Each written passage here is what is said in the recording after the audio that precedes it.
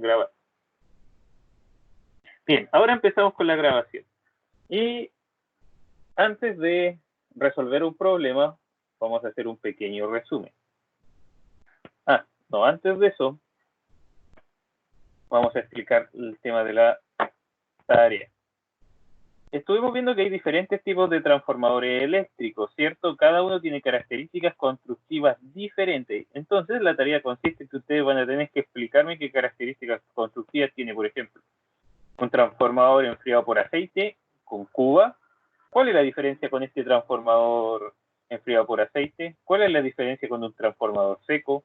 ¿Cuál es la diferencia entre este transformador enfriado por aceite y este? ¿Por qué hay transformadores tipo tambor? ¿Por qué hay transformadores con aire forzado? Entonces, al darme las características constructivas de ellos, van a descubrir eso. Y aquí están los transformadores de medida, transformadores conocidos como de corriente. Entonces, en eso consiste la tarea. Ahí ven cómo ustedes lo resumen. Bien. Vamos a resumir antes de partir nosotros con nuestro problema. Nosotros empezamos a hablar, ¿cierto?, de los transformadores eléctricos hace ya 3 semanas atrás, ¿cierto? Establecimos que esta maquinita, ¿cierto?, que tenía 2 devanados, ¿cierto? Un devanado primario y un devanado secundario, ¿cierto? Buscaba cambiar los niveles de voltaje, manteniendo la potencia. Pero en realidad descubrimos que la potencia de entrada era diferente a la potencia de salida, porque tenía pérdidas, ¿cierto? Estas pérdidas estaban ocurriendo en el núcleo, ¿cierto? Pérdidas en el núcleo por hierro, ¿cierto? Y pérdidas en el cobre, en los devanados. Y recién aquí teníamos la potencia de salida. Potencia de salida, potencia de entrada. Lo que se asociaba a esto, ¿cierto?, y establecía si un transformador era de buena calidad o no, era su rendimiento. Y venía dado por la potencia de salida dividido la potencia de entrada. Ahora, para poder estudiar el tema del transformador y cómo ocurrían sus potencias, se estableció que existía un circuito equivalente aproximado, ¿cierto?, que nacía del circuito equivalente exacto.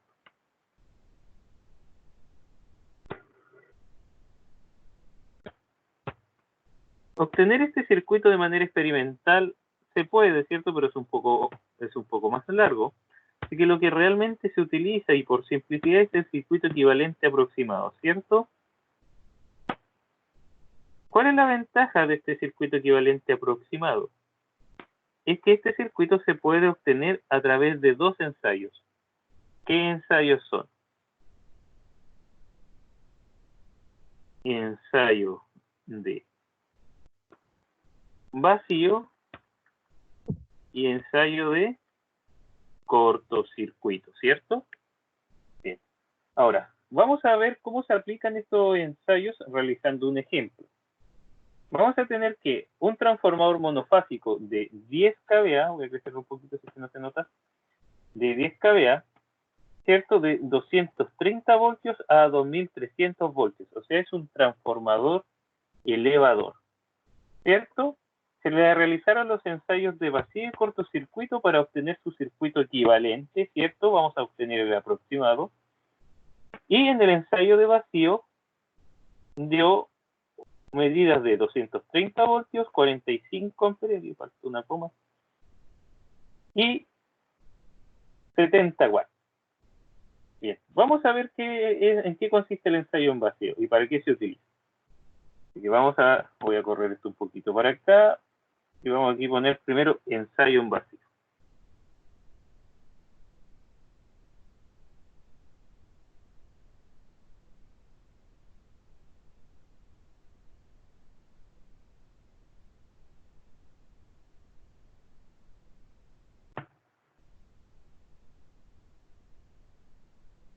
Bien, ¿en qué consiste el ensayo en vacío? Bueno, el ensayo en vacío consiste en yo, a través de una fuente de corriente alterna, ¿cierto?, aplicar voltaje nominal en el primario del transformador.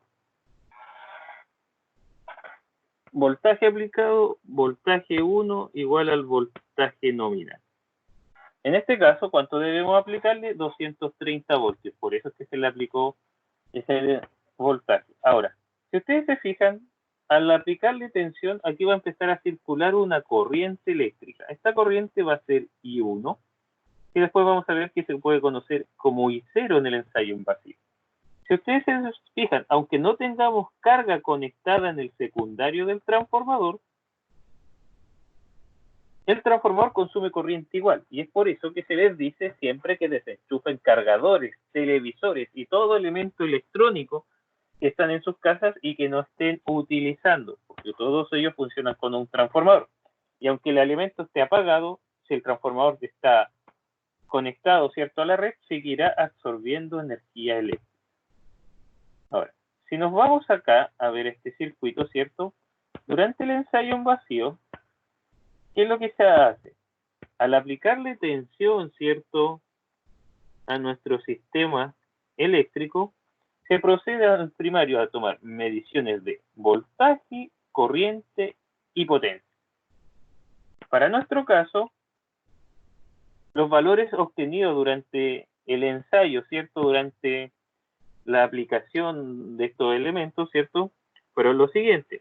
Obtuvimos que el voltmetro B1, ¿cierto?, midió un voltaje de 230 voltios. Que el amperímetro, ¿cierto?, midió una corriente de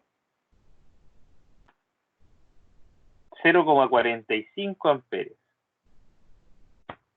0,45 amperes. Y que la potencia entregada por el wattmetro, ¿cierto?, es de 70 watts. Recordemos que en la práctica va a depender si el transformador es monofásico o trifásico, y que los elementos a utilizar son analizadores industriales. En algún momento tienen que verlos utilizados en laboratorios de medidas 2. Bueno, si industrial voy a poner wattmetro.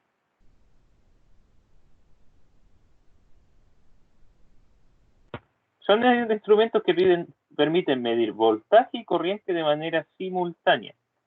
Ahora, en INACAP nosotros disponemos de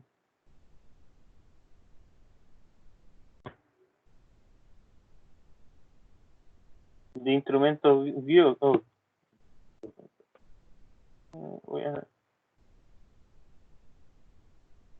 disponemos de este artefacto. En algún momento en laboratorio de medidas 2 deberían haberlo utilizado. Y no es así, cuando nosotros volvamos a las clases esenciales los vamos a utilizar. Vamos a dejar esta imagen copiada. Entonces se conecta aquí. Sensa la corriente y las puntillas la ocupamos para sensar el voltaje, ¿de acuerdo? Para no estar usando dos instrumentos por separado. Ahora, ¿qué es lo que sucede durante el ensayo de vacío? Voy a rescatar este circuito que está aquí.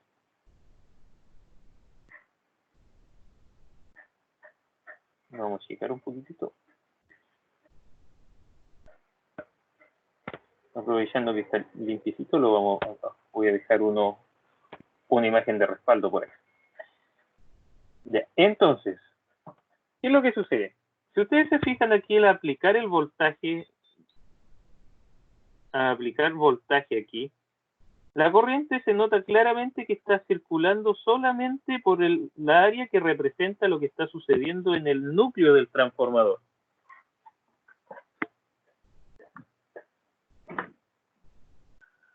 Por ende, la corriente, los 0.45 es la corriente que representa las corrientes parásitas en el núcleo del transformador.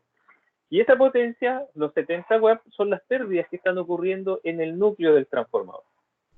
Acá, en este sector, la corriente es igual a 0 porque este circuito está abierto. Por tanto, en estas condiciones, el voltaje V2' debe ser igual al voltaje V1. Ahora,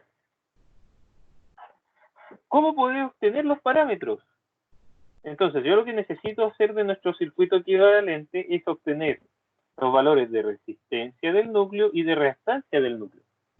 Y, jóvenes, la pregunta es, ¿para qué necesito eso?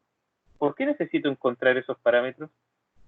Sí, representan las pérdidas del núcleo del transformador, pero démosles un uso práctico antes de seguir. Me voy a tomar la gomita aquí y voy a borrar esto. Entonces, pensemos en esto. Yo tengo mi circuito equivalente de un transformador. Lo ensayé cuando llegó nuevo a la empresa. Y esto dio un valor de 4, esto dio un valor de 5, esto dio un valor de 1 y esto dio un valor de 2. Todos los años a los transformadores se le aplican en una empresa, cierto, que tiene un proceso de mantención adecuado, los ensayos de vacío y cortocircuito. O normalmente en otras empresas cada 3 años. Un eléctrico experto podría hacer los ensayos y tener los resultados en cosas de minutos, media hora, 40 minutos. Entonces, realizó a los 3 años el ensayo.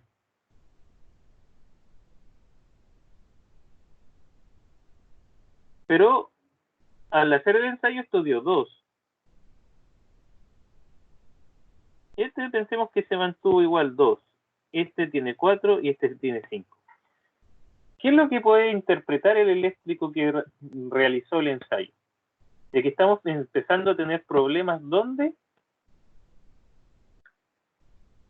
En los devanados del transformador. Porque ya no tienen el mismo valor, la resistencia aumentó. ¿Y por qué puede haber aumentado la resistencia? Bueno, a veces son cosas pequeñas, como por ejemplo que los bushings se han soltado, entonces están haciendo mal contacto. Un problema fácil de subsanar. Pero otras veces acusan problemas más graves. Por ejemplo, pensemos ahora que ese problema de los bushings se reparó. Y 3 años después se le volvió a hacer el ensayo al transformador, entonces el eléctrico estaba buscando este circuito equivalente.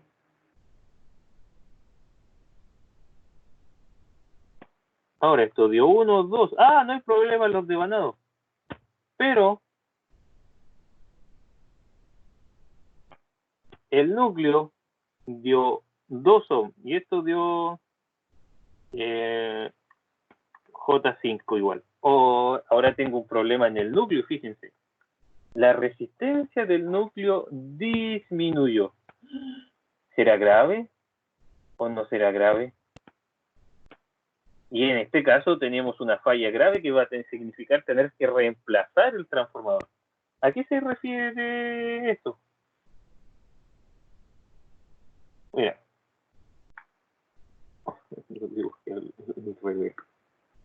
Esta era la resistencia y esta era la otra. ¿Qué es lo que sucede con esto? Nosotros establecimos que los núcleos tenían corrientes parásitas y para poder evitar las corrientes parásitas los núcleos de los transformadores se laminaban. Y cada lámina estaba separada por un material aislante, ¿cierto? Y este material aislante, que era resina, de algún tipo de resina, ¿cierto? Más conocido vulgarmente como barniz, aísla cada una de las chapas. Entonces, si la resistencia bajó fue porque este barniz ya falló y estas chapas se empezaron a conectar entre sí, lo que está provocando que empiecen a circular, a aumentar las corrientes parásitas en el sistema. Y si aumentan las corrientes parásitas en el sistema, baja el rendimiento del transformador. Y lamentablemente la única forma de reparar eso es desarmando el núcleo. Por tanto, ese transformador tiene sus días contados, ¿de acuerdo? Entonces, ¿para qué utilizamos los ensayos de vacío y cortocircuito? Es cierto, para obtener el circuito equivalente del transformador. Pero este circuito equivalente del transformador nos va a poder ayudar a saber si mi transformador se encuentra sano o necesita procesos de mantención más amplios o simplemente tengo que empezar a pensar en cambiarlo. ¿De acuerdo? ¿Consultas hasta aquí?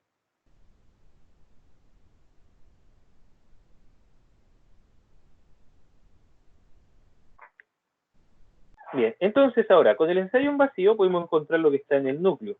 ¿Y cómo realizamos esto?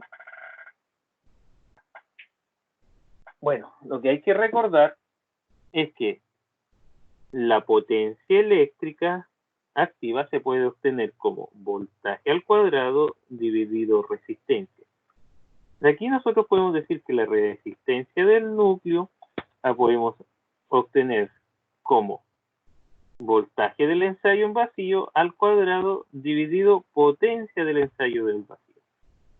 En nuestro caso, vamos a tener 230 voltios al cuadrado dividido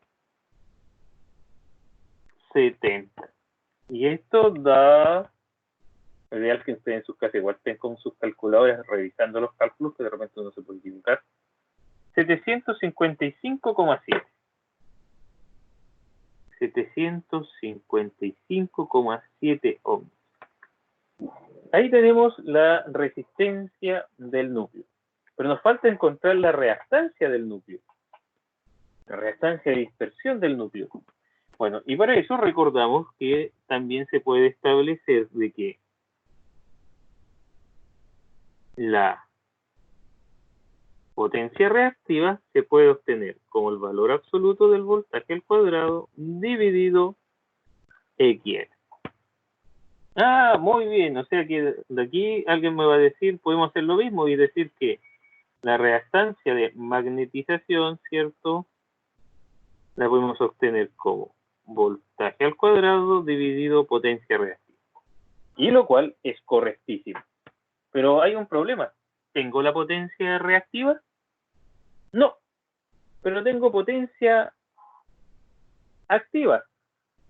Y tengo voltaje y corriente. Bueno, en la práctica los instrumentos modernos me entregan la potencia aparente. Pero si por ese motivo me encuentro en una empresa donde no hay un instrumento que entregue la potencia aparente, yo la voy a poder calcular. ¿Y por qué potencia aparente? Recuerden que en electricidad, ¿cierto? Existe algo que se conoce como triángulo de potencia, ¿cierto? ¿Qué dice el triángulo de potencia?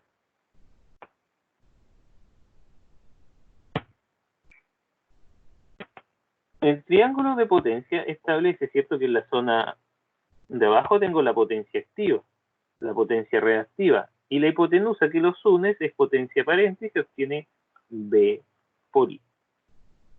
De aquí, utilizando Pitágoras, yo puedo establecer lo siguiente. Primero, vamos a calcular la potencia activa, ¿cierto? Vamos a hacer B por I, los 230 por la corriente, 0.45. Y vamos a tener una potencia aparente de 230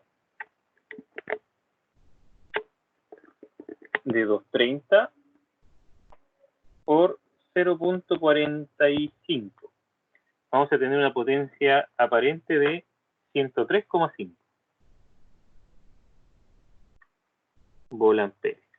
Y de aquí, de Pitágoras, también podríamos decir que S es igual a la raíz de P cuadrado menos, o sea, más Q cuadrado.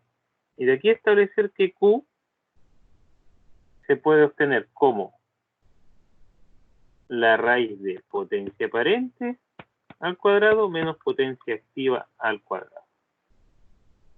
En ese aspecto, jóvenes, vamos a tener que nosotros, nuestra potencia reactiva va a estar dada por la raíz de los 103,5 al cuadrado menos los 70 watts al cuadrado.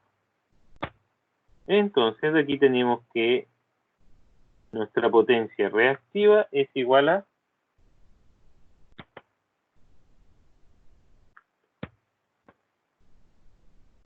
raíz, paréntesis, 103.5 al cuadrado menos 70 al cuadrado da 76.24 voltamperes reactivos. ¿Cierto? De aquí obtuvimos Q, ¿cierto? Ahora, con esa información de potencia reactiva, nosotros nos vamos a poder ir a calcular nuestra reactancia de magnetización y saber qué tan sano está el núcleo de mi transformador. Entonces, vamos a tener los 200 30 voltios al cuadrado dividido la potencia reactiva, que son 76,24. Vamos a tener entonces los 230 al cuadrado dividido 76,24.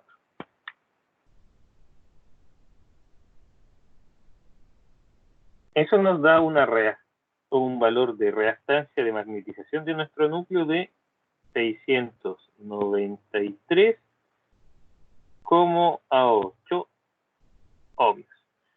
Bien, ya encontré los parámetros del núcleo. O sea que si estuviera haciendo un proceso de mantenimiento, tendría que ir a buscar el circuito equivalente que obtuve en los años anteriores y compararlos para saber si está bien o mal mi transformador. ¿De acuerdo? Entonces, ¿qué tenemos por el momento? Tenemos que el ensayo en vacío se realiza para poder obtener las pérdidas del núcleo y los valores de parámetros del núcleo, ¿cierto? Tanto la resistencia del núcleo como la reactancia magnetización del núcleo. Bien. Entonces, ¿ahora qué nos estaría faltando para poder obtener el circuito equivalente completo del transformador? Hacer el estudio de ensayo de cortocircuito.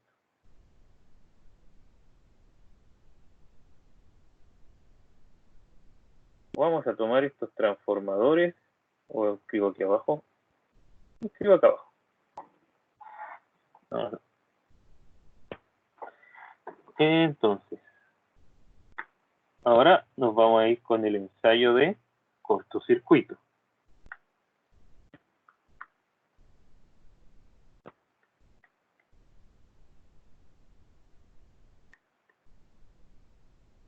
De cortocircuito, ¿cierto? ¿En qué consiste el ensayo de cortocircuito? Y voy a rescatar aquí el transformador, ¿cierto?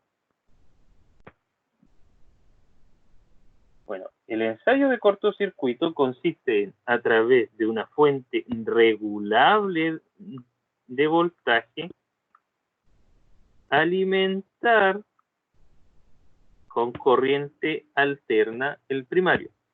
¿Y por qué regulable?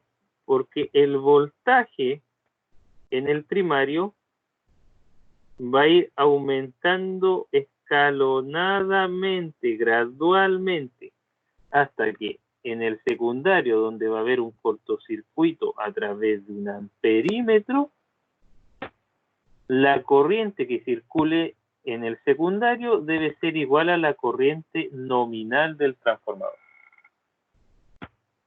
En nuestro caso, ¿cuánto es la corriente nominal del transformador? Bueno, pues vamos a tener que la corriente nominal de un transformador viene dada por su potencia nominal dividido su voltaje nominal. En nuestro caso, la corriente nominal de nuestro transformador van a ser los 10.000 kVA dividido, estamos obteniendo la del secundario, por tanto vamos a ocupar la corriente nominal del secundario, va a ser nuestro voltaje nominal del secundario, 2.300 amperes. Eran la K, vamos a eliminar la K, eran volamperes.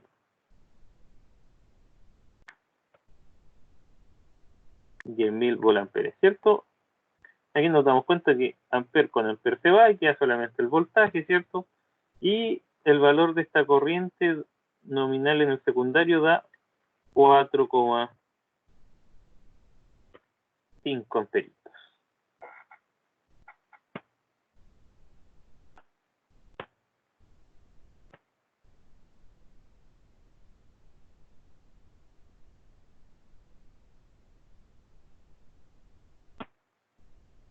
Ya. Sigamos. Entonces, ¿en qué consiste el ensayo de cortocircuito? Bueno, como se mencionó, vamos a tener que a través de una fuente regulable de voltaje le aplicamos tensión hasta que por este amperímetro y 2 circule y nominal. O sea, en este punto de aquí, esto va a ser corriente nominal.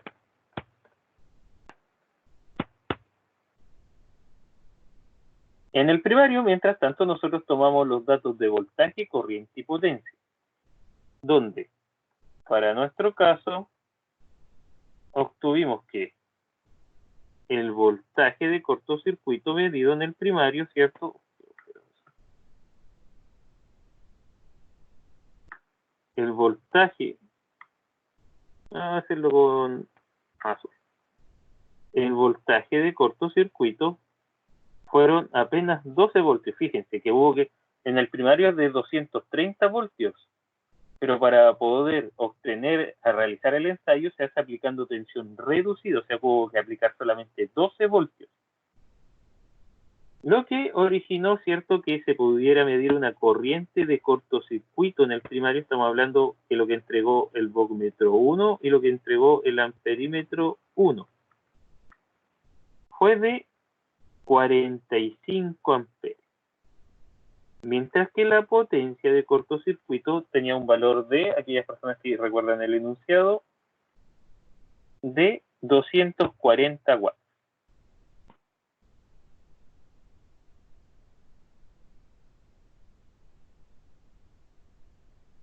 Bien. ¿Qué ocurre en el circuito durante el ensayo o qué pasa con el transformador durante el ensayo de cortocircuito? Voy a rescatar esto hacia acá para poder explicar. Durante el ensayo de cortocircuito, como su nombre lo dice, en esta zona nosotros gestionamos un cortocircuito. Si ustedes se fijan, aquí estoy aplicando el voltaje V1, y el voltaje V1 va a estar aplicado aquí, y aquí hay un nodo. Si yo llevo esta impedancia y la pongo acá, esta impedancia con esta impedancia están conectadas en paralelo, por tanto el nivel de voltaje es el mismo. ¿Qué quiere decir esto? Que durante el ensayo de cortocircuito yo puedo simplificar esto aún más y decir que mi circuito se comporta de la siguiente manera: resistencia de cortocircuito, reactancia de cortocircuito, ¿cierto? Aquí aplicamos el cortocircuito. Uy, que me equivoco. Entonces yo aquí aplico mi fuente de voltaje que estoy ensayando, fíjense, y queda esto, un circuito en serie. Y aquí queda circulando una corriente que yo conozco, que es de ¿cuánto? 45 amperes. Entonces, ¿cómo determinar esos parámetros? Bueno, recordamos de nuevo nuestras redes eléctricas básicas, ¿cierto?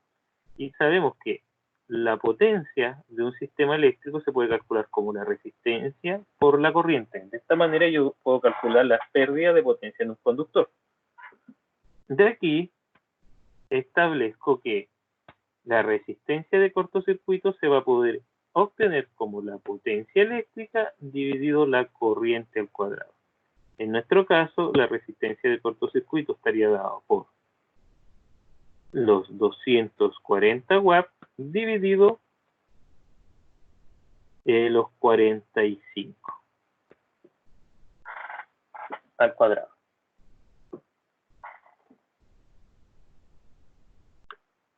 Los 40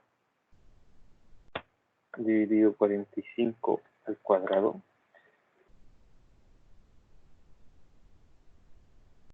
0.12 ohms.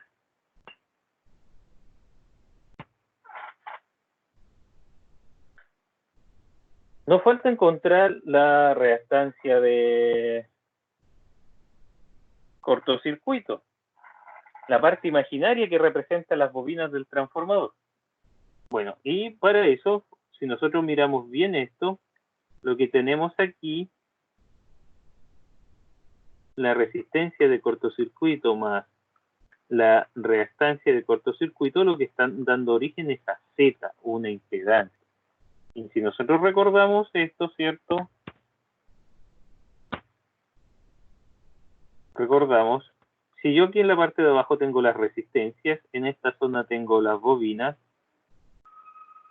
formamos un triángulo, ¿cierto? Este triángulo se denomina Z. Aquí estarían las bobinas, ¿cierto? La reactancia inductiva, y aquí estarían las resistencias, R, elementos reales, elementos imaginarios y el fasor de impedancia. Y si volvemos a recordar nuestras redes eléctricas básicas, sabemos que Z no es nada más que voltaje dividido corriente.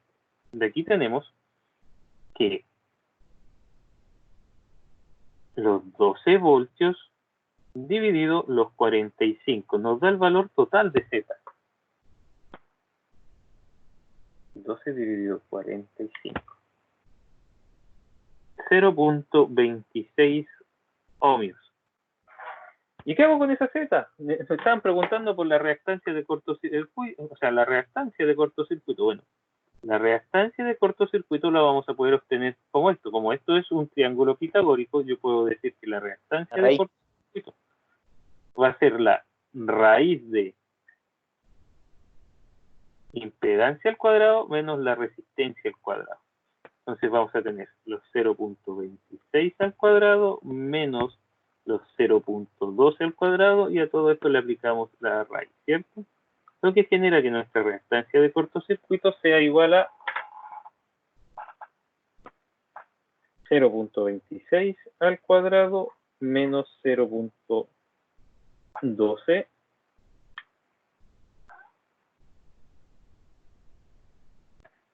Esto nos va a dar 0.23. Y como sabemos que imaginario, le agregamos la J. Entonces, esto... 0.2 igual va al cuadrado, ¿cierto, profe? Sí.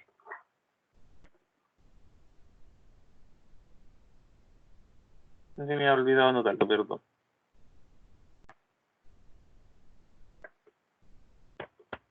Entonces creo que di mal el resultado. No sé si lo di.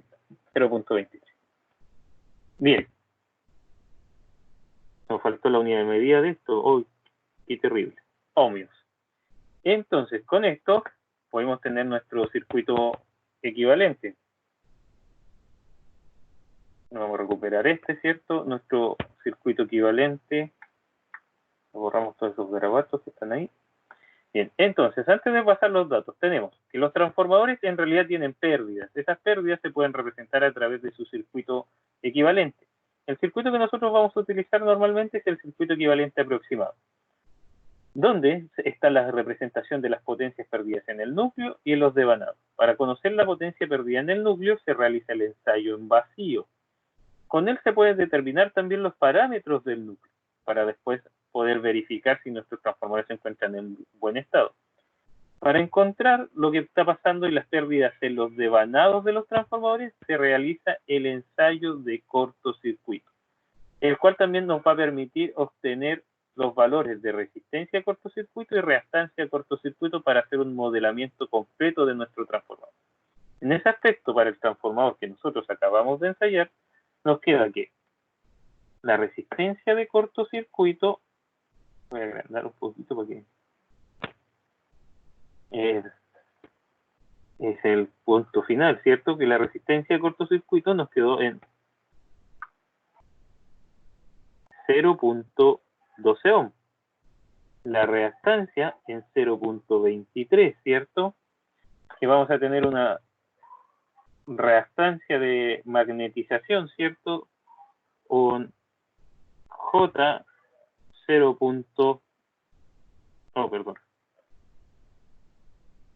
Un J 693,8 ohmios, y que la resistencia del núcleo es de 755.7 ohms. Y ahí tendríamos nuestro circuito. Entonces, en la próxima clase, en la de la mañana, vamos a ver cómo poder utilizar este circuito equivalente de un transformador para ver cómo se va a comportar si yo les conecto diferentes tipos de cargas eléctricas. Entonces, ¿qué es lo que sucede? Cuando yo voy a realizar un proyecto eléctrico de gran envergadura, no voy a llegar y conectar el transformador para ver cómo se va a comportar. Primero tengo que modelarlo matemáticamente para asegurarme de que al momento de yo instalarlo, el transformador funcione bien. Entonces, las clases de mañana vamos a ver cómo utilizar este transformador, este circuito equivalente, para ver su comportamiento cuando tengo diversos tipos de cargas eléctricas asociadas a él. ¿De acuerdo? Bien. Entonces tenemos los ensayos de vacío, permite determinar pérdidas en el núcleo, ensayo cortocircuito, pérdidas en los devanados. con los parámetros obtenidos durante estos ensayos, yo puedo diseñar el circuito equivalente aproximado del transformador, el cual nos vamos a utilizar para poder ver su comportamiento con diferentes tipos de carga antes de generar un montaje físico. Y así asegurarnos de que la carga que se va a conectar va a permitir que el transformador funcione de buena forma. O si el transformador va a ser literalmente capaz de alimentar una carga eléctrica. Bien, consultas hasta aquí, jóvenes, del ejercicio antes de poner en pausa la grabación.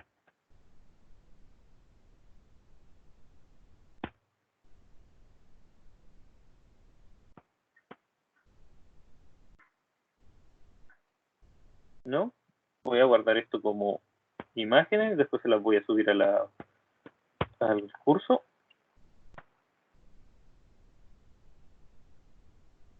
Esta corresponde a la clase número 4.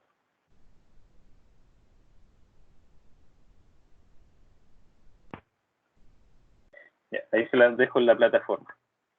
Bien, jóvenes, si no hay consultas, voy a detener la grabación. A lo mejor alguien no se atreve a preguntar porque estamos grabando. Así que la vamos a detener.